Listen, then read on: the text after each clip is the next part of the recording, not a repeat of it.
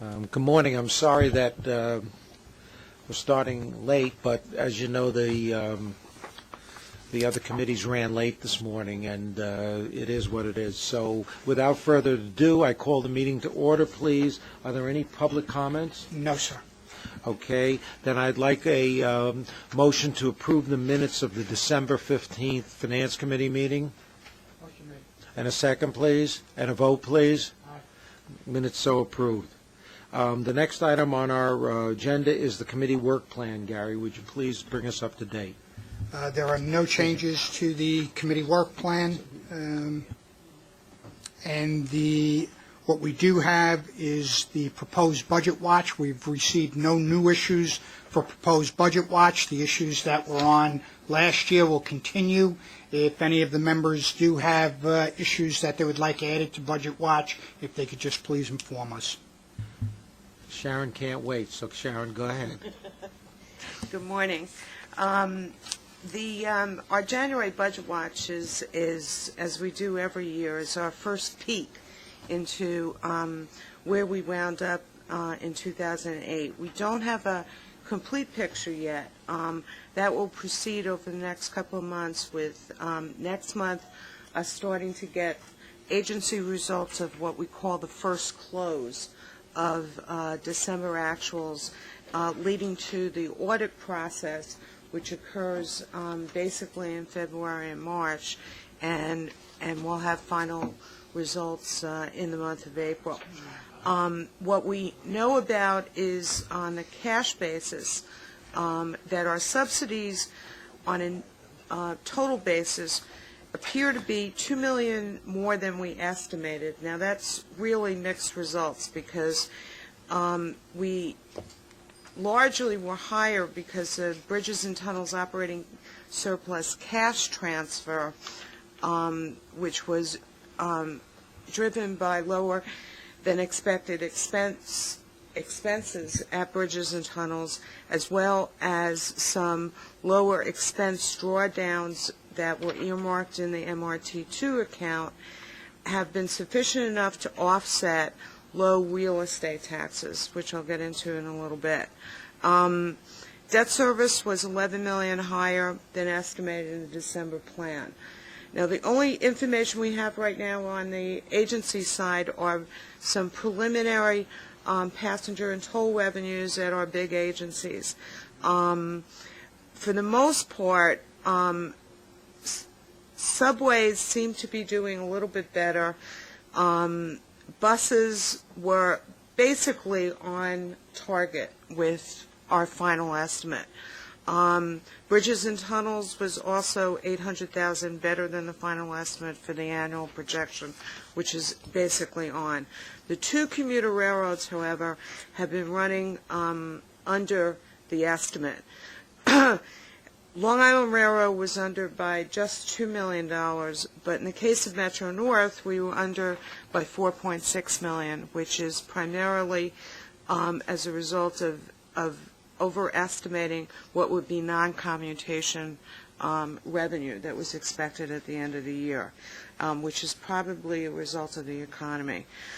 Getting to the real estate taxes, the December was not a good month. We received only $37 million of a projected $58 million for the month, so that our year-to-date is we're $27 million worse than we expected at the end of 2008. This does not portend well for moving into 2009 in terms of any recovery of tax revenue in the real estate market. And we've attached the usual tables in economic section and budget watch. That's it. Sharon, thank you. Could I ask a question, Sharon? Not necessarily for this committee, and I apologize. It's just I feel like we're spinning at some point, and I think this flows from this committee. When we sit with the agency committees and financials, we get financial plan reports that are based 2 months or maybe at least a month earlier than this. This is more up to date, and I appreciate that.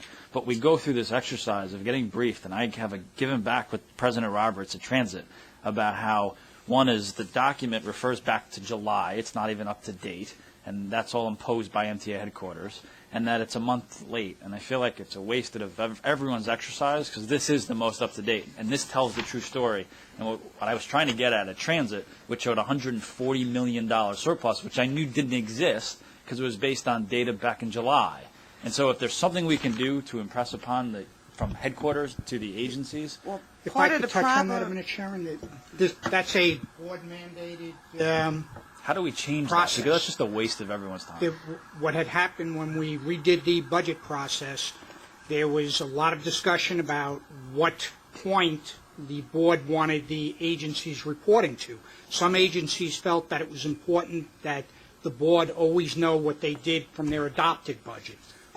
Others felt that it was the most recently approved budget. This was and neither. others felt that it was all free. Well, this was neither we get. But that's besides As the a point. compromise, How can we change this? As a compromise, what was agreed to was that I don't care about the past. How can we discuss the possibility of changing it, and we can discuss it offline for the next time? Okay, let me make one suggestion. I mean, this has come up in conversations that Jim has raised in this context, also about the reporting against. So I think there's two things that are happening. One is the obvious, which is the volatility that we're seeing in all sectors is greater than has been in the past, and so therefore these distinctions are magnified by that fact. And secondly, this happens to be this complex time when you have the July plan the board has adopted. In December, it's the November plan, and we haven't issued the February plan yet because that's next month, obviously. I think it's a fairly technical question that you're raising, which has to do with how is it that we enlighten both the members and the public, because it's how it is that you report. My suggestion would be that we task ourselves in our working group discussions, because this is also consistent with, I think, the chairman's direction to that working group. And so we could add it to that as our task list, because that group is going to report back in 2 months, and it would be timely to... Okay, I think that makes sense. I mean, I'm not concerned. This is the most transparent you can get. I'm not suggesting we're not being transparent. We're just, the timing is where... No, it's a complexity issue. So that would be my recommendation. Fair. Thanks. Next we have the regular monthly finance watch by Pat McCoy. Finance Watch is in your books this morning. It appears on page 13, and it discusses a transaction that we're currently in the market with today for taking retail orders on $250 million of TBTA senior resolution fixed rate bonds. And we'll separate by 15 days and come with a planned $150 million mandatory tender bond on February 11th. So this transaction will provide new money for TBTA's ongoing capital program, the existing approved capital program, as well as we'll have proceeds on hand to deal with a planned refunding. At this point, we've issued a conditional notice of redemption on some outstanding variable rate bonds where we've had a bank that's been under stress, and the bonds are not very favorable in the market now. So we're going to take those bonds out pending a successful sale of these bonds. Again, we're taking retail orders today on $250 million fixed. We'll conclude the institutional pricing tomorrow, and both series will close on February 18th. Pat, if you were able to do more than $250 million, would you increase the issue size? I think I would, if we saw a very strong demand for the bonds, I would come back and speak with Mr. DeLaverson about possibly increasing that. I think TBTA's capital need this year is estimated at about $230 million. So I would consider recommending a slight increase to bring in all that money. But again, we'll just see how the market goes with the orders. If you were to get more orders on this, could you cut the size of the variable rate put bond, since we will have remarketing risk in a year's time on that? We could do that.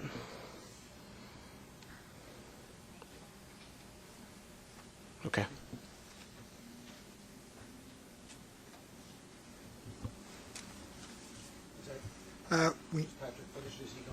Yeah, unless there's any other questions on the Finance Watch, that concludes Finance Watch for this month.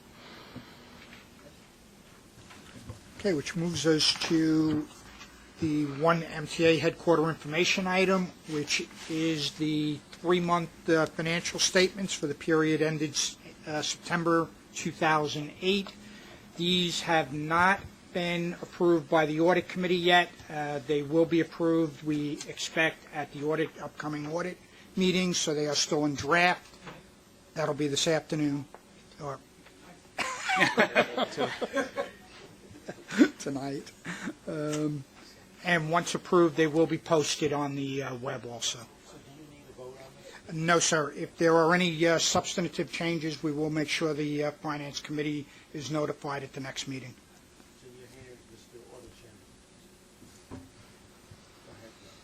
The next is an action item, which is the new money bond issuance authorization. Let me start, but before I start with that discussion, let me just pick up on an earlier conversation when Sharon was walking through Budget Watch. So, as you know, the real estate taxes come in, and we report them on a cash basis. Typically, at this time of the month, we have an idea of what this month's receipts are going to will look like, and we have that. And so, last month, in this context, we actually described that we had received December's and that they were, sort of unhappy results, which Sharon just referenced a minute ago. Well, this is sort of in the nature of, thought that was bad. So the $37.1 million that we received in December, which was a very disappointing number, has actually been outdone by this month's cash receipts, which are actually about $35 million. It's worth saying at this place, I think, two things. One is we don't forecast based on a month or two's worth of receipts. And so, therefore, I would not say to you that the fact that we now have 2 months that are in the 30s, which are just totally off the scale of our forecast for what this year should look like, I would say to you that it should make you as anxious as it makes us. One thing that we do at about this time of year, and that we are doing right now as we speak, is we run a stress test against the adopted budget, which we're in the midst of right now. And I think it's probably worthwhile to say that there's a few things that are going on. We're stressing the real estate proceeds. We're stressing ridership, because although ridership is holding up relatively well, we are seeing indications on the commuter railroad side, and we're beginning to see slowing in growth on the transit side. So we're stressing on ridership as well, and we're also running stress against our dedicated tax receipts from the state. Gary, could you just comment on the dedicated taxes for a second, please, as to the updated information that you have, because I know it's not in Budget Watch. Right. I mean, so far, again, the state receipts. We follow, the budget is predicated upon the appropriate that comes out of Albany and in years past, especially last year. No matter how I shouldn't say no matter how, but the proceeds are separated from the appropriation, and the state has lived up to its appropriation, and we're comfortable right now with the state living up to its appropriation as it has been forecast in the governor's executive budget. But of course, it's not an actual appropriation until there's an adopted budget, which the governor would like to see in February. The legislature may or may not do it in February, and this is all unrelated to the Ravage recommendations, which are on their own time frame. But with respect to these, we do have to keep an eye on the state collections. We don't, unlike real estate, in which the cash receipts are visible to us because we collect them and they're transmitted directly. The state taxes are reported independently, and we receive them from those reports, and so it's harder for us to make real-time judgments. For example, obviously, there's a couple to jump out, but the corporate surcharge and the sales tax are particularly economically sensitive. So those are the ones in particular that we would be running stress tests against. So what I would say is, while again you should be as anxious as we about those proceeds, as well as whether or not our ridership forecast, the way that we have forecast them and that you've adopted in the December adoption process, I suspect that in February we'll come back and we'll discuss in this committee some of the results of our stress testing, and we'll have some idea as to what the range of that. Because I think the key is, as we frequently do in this part of the Finance Committee, sort of talk about, what do we see as leading issues? Not so much, what is it that we're going to do, but what do we see as, teeing up leading issues, and this could be one. So particularly those three issues, which is ridership, state-driven, economically sensitive taxes, and real estate, we are running stress tests, and we'll describe some of those effects in this context in February. That said, I'm sorry, you had moved to the first action item, which is the new money bond issuance. Let me say, with respect to that, firstly, as a result of conversations as well as our sense of the marketplace at this instant, we are withdrawing that portion of the staff summary which seeks swap authority as a blanket part of the authorization. And so in the document that will be probably transmitted to you between today and Wednesday's board meeting, we'll make that clarification. But we're withdrawing swap authority authorization from the new money staff summary. Pat can walk you through the staff summary. As you know, we do this every year. The purpose of the staff summary is to authorize in advance MTA's issuances, anticipated issuances during the course of the year. I should say, I guess, a couple of things. One is, of course, we are bound by certain restrictions in this regard. Obviously, we issue pursuant to the Capital Program Review Board, so that's what we can issue against. All this new money is pursuant to spending that's been authorized by the Capital Program Review Board. Timing frequently is an issue, and I want to just mention that the staff summary is a sort of a forecast of borrowing on the assumption that everything goes the way that we had planned it through the course of this year. In other words, spending authority committing against spending authority as the way it was planned. This is, again, very difficult, both in terms of the capital markets, but also in terms of what's happening with our budget in general. And so I would say that it would not be unlikely that we would be revising the size of this as we go through the course of the year. But Pat, do you want to walk through any other particular details of the staff summary itself? Sure. And this appears on page 15 of your Finance Committee book. The staff summary is consistent with the approach that the board has taken since 2002, which is to authorize the issuance of bonds under our various active credits, and this includes transportation revenue bonds, dedicated tax fund bonds, and Triborough Senior and Triborough Subordinate as needed throughout the year. And here you see at the bottom of the first paragraph the amount that we're talking about is $2.139 billion. And again, this is for existing approved capital projects. If you turn 2 pages in to actually... Pat, just one second. Sure. Where is the Triborough bond that you just talked about on here, on the schedule? Triborough would appear on... You talked about the 250, I believe, plus Right. 150, but that's a good question. this only shows 150.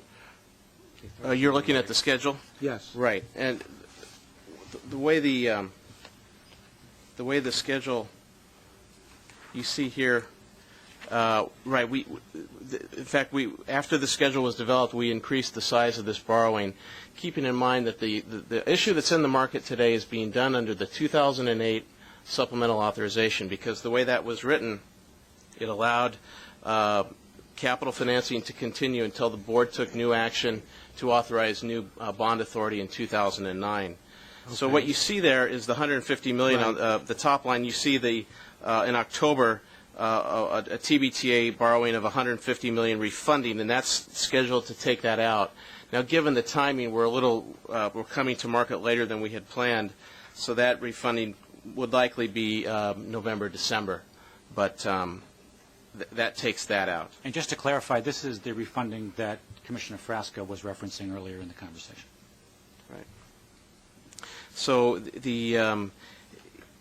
what in effect will happen here, you see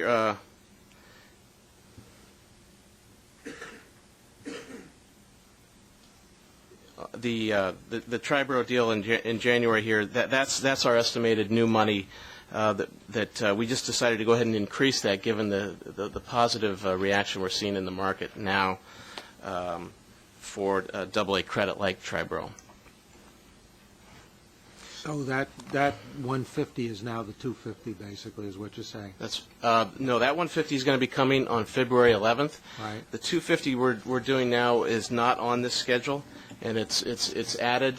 Again, the two elements to that. One is the refunding that I spoke about. We want to use $200 million of that to do a refunding of some variable rate bonds, and there's an additional $50 million of new money. So our new money proceeds out of this, out of the combined mandatory tender bond and the fixed rate bonds that we're selling today and tomorrow, will be about $200 million, and that goes against Triborough's total estimated capital need this year of about $230 million. So Chairman Frask asked if we could increase the size. You know, saying we're almost there at meeting Triborough's full need for the year, so we might increase it by 20 to 30 million, and that should take care of all their new money needs for the year.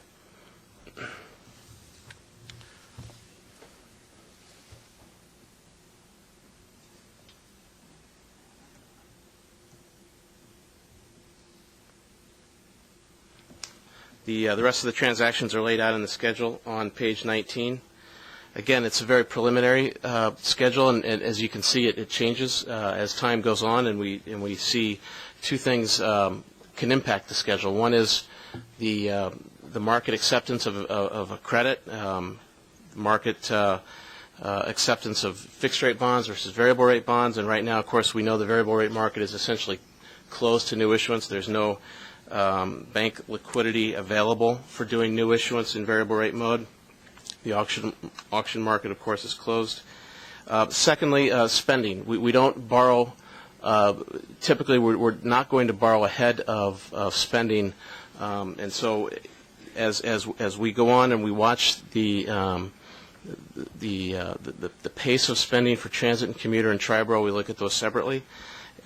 We will adjust our schedule accordingly to borrow more or less depending on what's happening, all within this cap that we're seeking from the board. So just let me understand this, Pat. Sure. What you're saying is, for the year, as it stands now, Right. subject to change, which Right. can be changed by the board at any time, you have basically $150 million worth of bonds that were authorized last year that you haven't sold yet, that are in this thing. You've got 200 in refunding, and you've got $2,139 million of new issuance for a total yearly of about 2,340 approximately, or 2,339 for the year as it stands now. And what you're saying is, depending upon budgetary and legislative and also needs, cash needs, this can be changed with board approval, I assume. Of course. Yeah, board approval would be essential. This is a cap. We may not go above Right, this. right. Just there's a little bit of confusion there on the difference between new money and refunding, But essentially, what the board is going to do today is give a tentative authorization for $2,339 million worth of bond issuance for this year, subject to change. Up to that amount. yeah, Up to that amount. Up to that amount. Subject to change. Right, that's a cap. The other major factor, of course, that could affect this plan is some legislative action that would require us to come back and want to use a new credit, for example. That would require coming back to the board. If we're talking about the existing credit structure of the MTA, this should get us through the year as planned. Okay. Okay, so will we please have a motion? And a second, please? And a vote, please? Any negative votes? Please make a record of that. Motion's passed. Okay, Gary?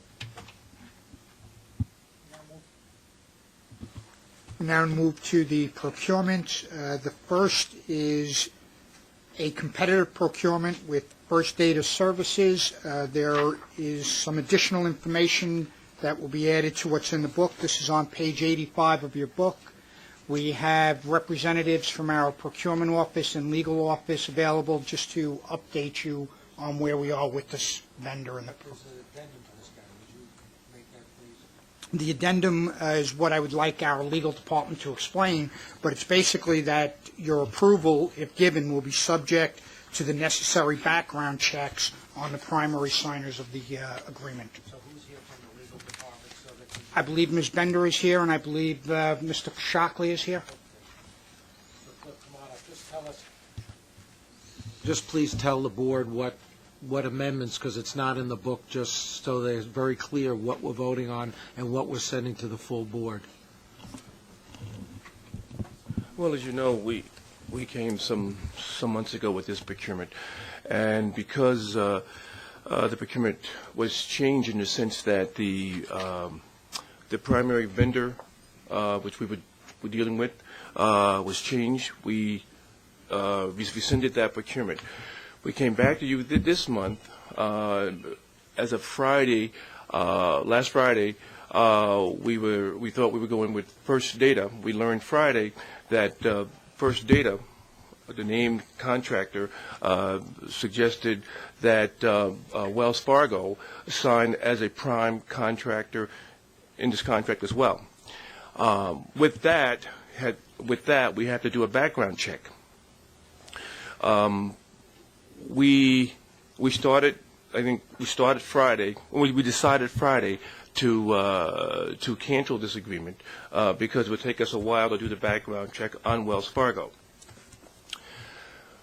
What I discussed with you this morning, Andrew, was that we're losing $100,000 a month by not agreeing to this contract. The matter is strictly a legal matter in terms of who are the signatures on the contract. We believe that we should go forward with this contract because of the dollar amount that's being exposed per month, and that in terms of the legalities of the issue, we would handle that after we seek and hopefully receive board approval.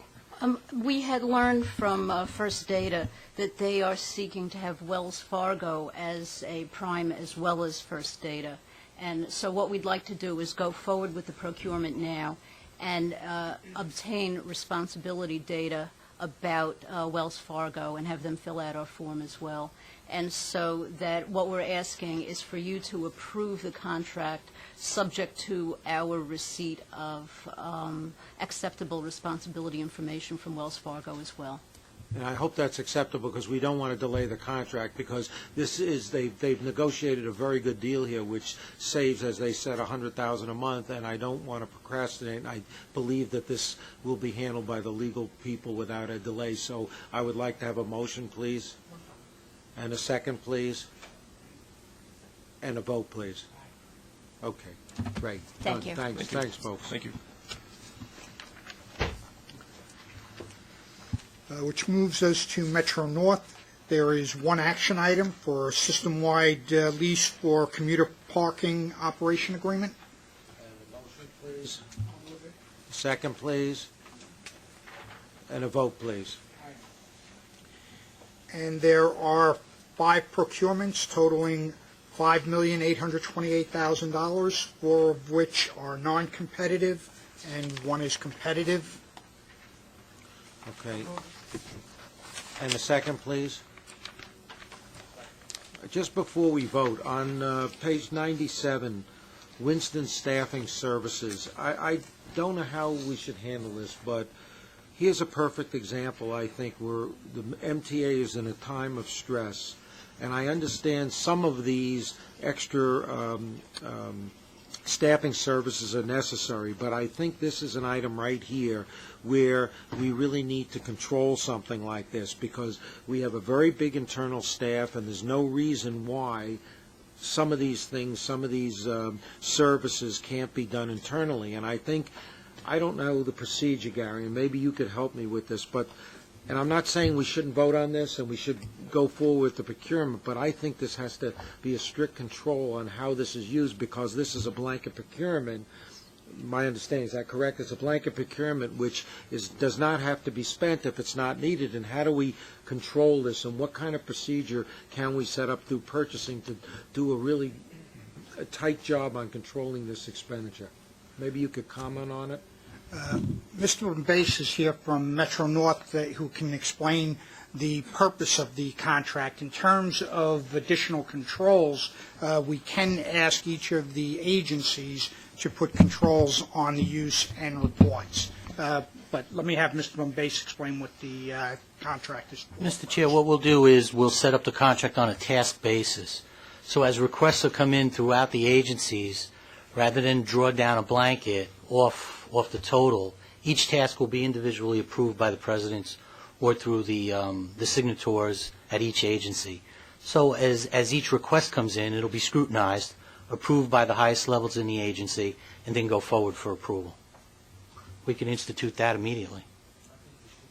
Oh, we'll do that. Then we hold the contract, we do the lead as an all agency, and we will institute that immediately. Okay. Okay, thank you. Okay, so we just need a vote then. So approved. That vote was for the 5 procurements, correct? All 5 Metro North procurements. The next is Long Island Railroad, and this is on, this is a joint procurement on page 99, and there is a presentation by the presidents of Metro North and Long Island Railroad concerning this. It's a $256 million, $710,000 procurement for original equipment manufacturers. Jim, you might want to comment on this, please. Give Well, everybody this a is, little background on it. You know. Yeah, this is really the culmination of a lot of work over the last 3 or 4 years, involving shared services and working together.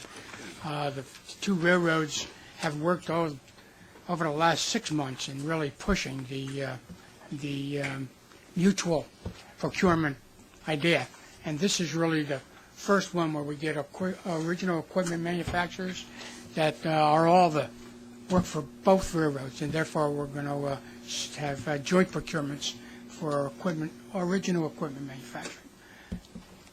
This is really an important thing. I mean, obviously it's a huge contract. It's a $250 million contract, and it affects both of our commuter railroads. But the fact is, we just want to show how the agency the MTA is progressing now, and you see both of our presidents, CEOs of the railroads here talking about a joint procurement that really affects their operations that's been negotiated. And Jim and I have been working on this kind of things for a long time, and I think this is a perfect example of a very important thing for the MTA going forward.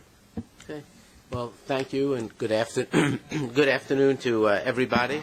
I'm going to just quickly go through a couple of slides just to give the details of what the procurement is. So if we could go, Mark, to the first one. As both Andrew, you said, and Jim said, Helena and I and our staffs have been working on a number of joint initiatives over the past months, getting the 2 rails working more closely together.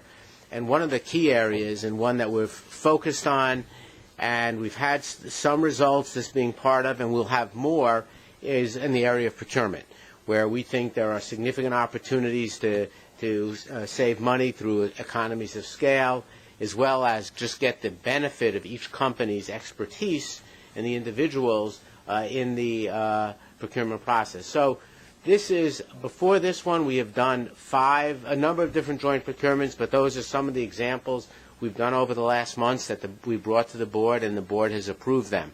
Now, on this one, Mark, let's go to the next one. This is a very major contract, a series of agreements. With the exception of the M7 car procurement, this will be the biggest joint procurement that the 2 agencies have done together. And under this, we have picked 7 of the original equipment manufacturers to provide goods and services to both railroads in a joint contract. Now, this will allow us to, it has many benefits. One of the key things it will allow us to move towards a common inventory. We'll also have off-site storage and just-in-time delivery for certain rail car parts, so we avoid the need for the inventory. What we're asking in the staff summary is to award 7 agreements in a total not to exceed $256.7 million. As part of that, we would have the ability, since this is over a 5-year period, to reallocate funds between the OEMs so that we, as needs change, if we need more brakes or more doors or whatever the part is, we'd have that flexibility, but only up to a 15% number, and we would not exceed this total amount without coming back to the board. The other key thing is that this does not preclude the use of other approved alternative suppliers, and both Helena and I have talked about putting in motion a process to get alternative suppliers, and if it's in our interest and it's more economical, we will do so. Howard, that's a really important point, and I think we need to stress this, that we really have to now get more bidders into this thing and open this up, and I hope we're really going to work on that. Yes. So you really have basically a put or an option in this agreement if something else transpires during the agreement, correct? Right. Right. And I think it's important that your procurement people really start working on this now, because we need to bring in new suppliers into our procurement process, and this gives you the opportunity to do it. This sets the stage so we can do that, and it's actually procurement, but it's actually bigger than that. It's the whole railroad, and in many cases it's the M&V staff who does the engineering, so that you can get an approved alternate source for these things. So it becomes quite an extensive process, but we've been talking about that, and we're going to put in process a way to do that. Howard, and or Helena, or both, do you have any estimates of what you might be saving via this joint procurement? Well, that was the Next page. next page. Next page. Question. Right. We're estimating that based on the administrative economic benefits, the volumes, that we think we can get some savings in the vicinity of 2 to 3%. And we'll see that as we go forward and as we negotiate the different deals.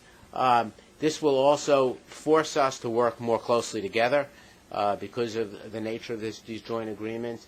And finally, and it's an important thing too, is that this will help support the supply chain, since the manufacturers can keep producing these pieces of equipment that we need.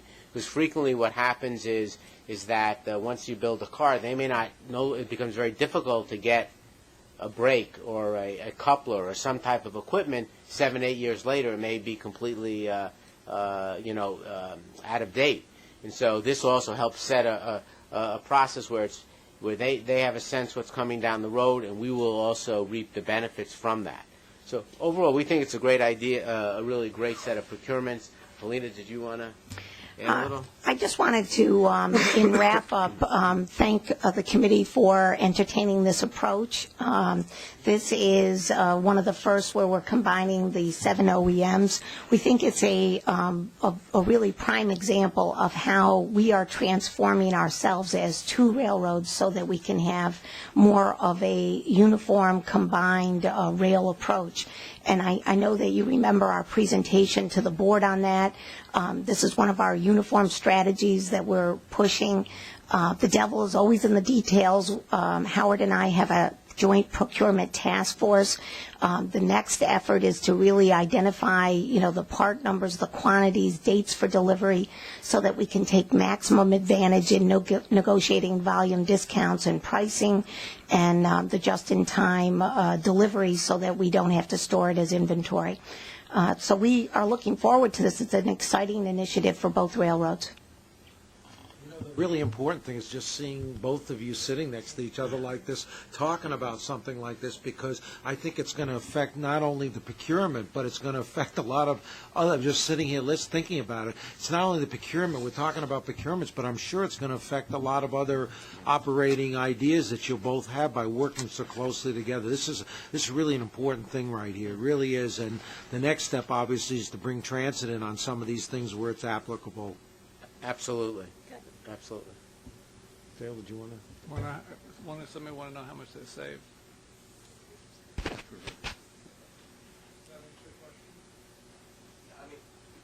All of these procurements are things that one or both railroads would be purchasing anyway, correct? Right. Yes. So you're not going to end up having more than you needed in the first place by a joint procurement? No. So it's a good deal. Good. Yeah, correct me if I'm wrong, and I'm sure you will. There are outstanding warranty issues on the M7s, at least on the M7s. And it occurs to me that a common strategy in resolving those warranty issues might be something that you could do. Have you considered that, or is that totally off, am I totally off the base path? Actually, you're right on target. We've worked very closely with regard, in particular, to the M7s, and we have a common strategy with Bombardier, and there is work going on to resolve some of the outstanding warranty issues right now. So that has been a very effective joint strategy. Thank you. Thanks, everybody.